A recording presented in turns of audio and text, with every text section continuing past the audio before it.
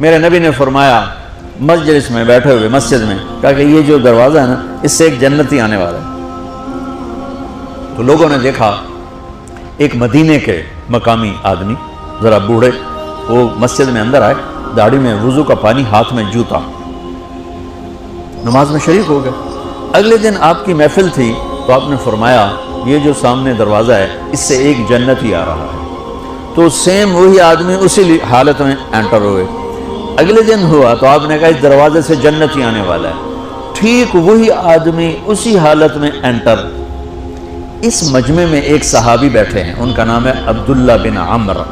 یہ 1,24,000 صحابہ میں ان کی ایک اسپیشلٹی ہے کہ یہ سب سے زیادہ عبادت کرتے تھے، سب سے اتنی عبادت کسی نے نہیں کی۔ ساری رات نفل پڑھتے تھے، سارے دن کا روزہ رکھتے تھے، اور دن رات میں ایک قرآن ختم کرتے تھے۔ کوئی ہمارے جیسا اول تو کر نہیں سکتا، کرے گا تو چوتھے دن پاگل ہو جائے گا، دماغ خشک ہو جائے گا، اور انہوں نے نبھا کے دکھایا۔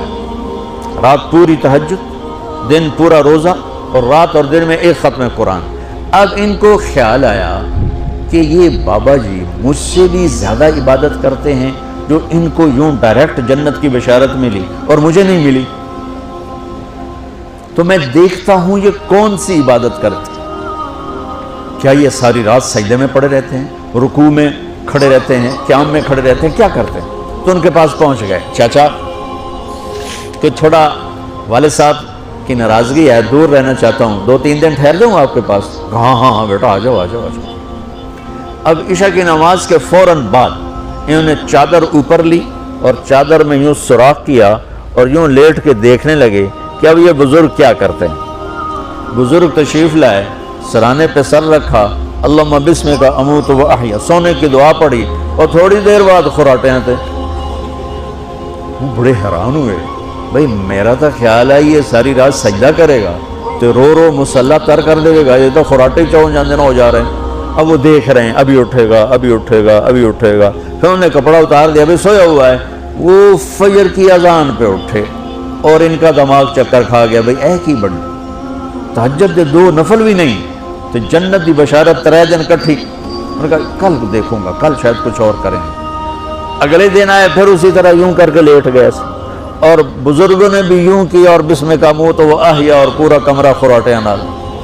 وہ پھر پریشان، یہ کب اٹھے گا کب اٹھے گا؟ فجر کی اذان پہ اٹھے تو اور ان کی حیرت بڑھ گئی، کہنے والا سچا، اس کے بات کو تو چیلنج ہو نہیں سکتا، وہ محمد مصطفیٰ ہیں، لیکن یہ چکر کیا ہے، یہ جنت مل کیسے رہی ہے؟ چلو ایک رات اور صحیح۔ تیسری رات آئے، یہ یوں لیٹے وہ یوں لیٹے، یہ دیکھتے رہے وہ سوتے رہے، حتیٰ کہ فجر کی اذان پہ آنکھ کھلی تو یہ نا پھٹ پڑے، کہنے لگے چاچا بات بتاؤں؟ کہنے کیا ہے؟ کہ میری کوئی جھگڑا نہیں تھا ابا سے، میں نے 3 دن مسلسل تیرے بارے میں سنا جنتی آ رہا، 3 دن تجھے اللہ کے نبی نے بشارت دی جنتی ہے جنتی ہے جنتی ہے، لیکن میں اس بات پہ حیران ہوں تو ساری رات سوتا رہتا۔ اس زمانے میں منافق بھی تہجد نہیں چھوڑتے تھے، فرض نماز تو فرض نماز ہے، منافق بھی تہجد نہیں چھوڑتے تھے۔ تو کہنے لگے کیا کرتے ہو؟ ساری رات تو سوتے گزار دیتے، کیا کرتے ہو؟ کہنے لگے بھتیجے جو تو نے دیکھا ہے یہی کرتا ہوں۔ اب یہ پریشان ہے کہ اللہ کے نبی کی بات کو تو چیلنج ہو نہیں سکتا، اور جس کو بشارت دی ہے انہوں تو فٹ نظر نہیں آ رہی کہ کیسے 2 نفل آج کہ نیک لوگ تہجد نہیں چھوڑتے۔ تو کہنے لگے اچھا چلو اللہ نے ایسا ہی، اللہ کی مرضی اللہ کے نبی کی مرضی۔ یہ 4 قدم چلے تو آپ سننا، کہا بھتیجے ادھر آؤ، کہا بیٹا ادھر آؤ، آ گئے۔ کہنے لگے اب تمہیں اصلی بات بتاؤں، اب تمہیں اندر کی بات بتاؤں؟ انہوں نے کہا کیا ہے کیا ہے؟ اب وہ تیار ہو گئے کہ یہ کہیں گے میں 3 دن بیمار تھا اس لیے میں اٹھ نہیں سکا، ورنہ میں تو ساری رات سجدے میں گزارتا ہوں، میں تو ساری رات روتے روتے گزارتا ہوں، تو 3 دن میں بیمار تھا، میرے پیٹ میں درد تھا، میرے سر میں درد تھا، تو میں اٹھ نہیں سکا، ورنہ تو دیکھتا تو حیران ہو جاتا میری رات کیسے ہوتی۔ کہتا ہاں جی جی جی۔ تو کہنے لگے مجھے دیکھو یہاں ہاتھ رکھ رکھا، یہ جو دل ہے نا، دل اس میں دنیا کی کسی انسان کی نفرت نہیں ہے،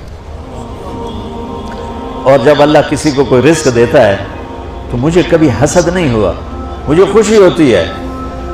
تو ان کی جو باڈی لینگویج تھی نا، حیرت میں ڈوب کے وہ کہتے ہیں ہاں بات ہے، سمجھ آ گئی، یہی سے۔ انہوں نے ایسا نہیں کیا، وہ کہنے لگے ہاذا ہوا، اچھلے اپنی جگہ سے، ہاذا ہوا، یہ چاچا اب سمجھ میں آ گیا، سمجھ میں آ گیا، یہی ہے جو آپ کا سینہ اللہ نے پاک کر دیا ہے، اس پر آپ کو جنت ملی ہے۔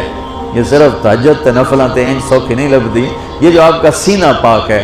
اب پہلی حدیث کے ساتھ جوڑو، میرے نبی نے فرمایا، میرے بیٹے انس، میری ایک عظیم الشان سنت ہے کہ اپنے دل کو دنیا کے انسانوں سے، میرے بچوں سنو، یہ نہیں فرمایا مسلمانوں سے دل صاف رکھ، فرمایا پوری دنیا کے انسانوں سے دل صاف رکھو۔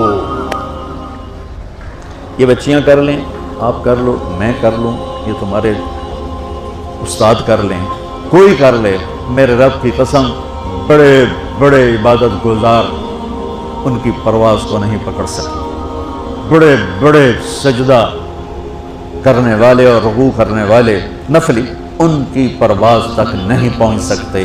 ایک اس وجہ سے کہ یہ عظیم الشان سنت ہے، ایک اس وجہ سے کہ اس کے کرنے والے بڑے تھوڑے ہیں، ایک اس وجہ سے کہ یہ مشکل بہت ہے کہ آدمی کو خود ذبح ہونا پڑتا ہے تب جا کر یہ چیز ہاتھ میں آتی۔ ایسے نہیں ہے کہ تہجد کے لیے نیند قربان کر دی، ہم جماعت میں گئے 40 دن کے لیے، تھوڑا روکھا سوکھا کھا لیا اور گھر کی جدائی برداشت کر لی۔ یہ پل پل کی موت ہے، پل پل کی عزت نفس پہ چھریاں ہیں، اور پھر یہ مسکرا کے چلتا ہے۔ یہ مقام اسے جبریل سے بھی اوپر لے جاتا ہے۔